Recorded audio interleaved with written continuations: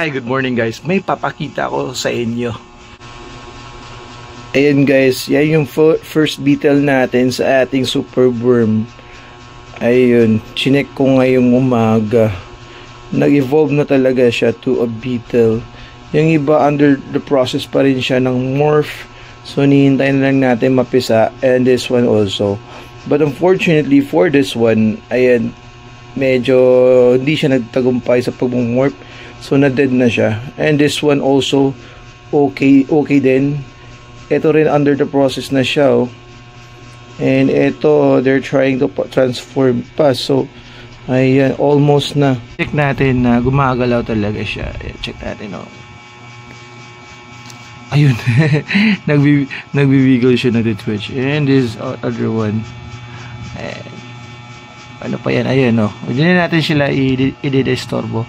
But at least meron na tayong isang nag-transform na ito of full adult beetle. So yan yung itsura ng ng super worm pag niya in mature stage. So kakaano lang nito, no, kasi yung color niya is hindi pa talaga siya black. So yun yung update natin sa ating super worm. So update ko pa kayo kasi gagawa pa tayo ng enclosure for the beetle. Thank you guys for watching.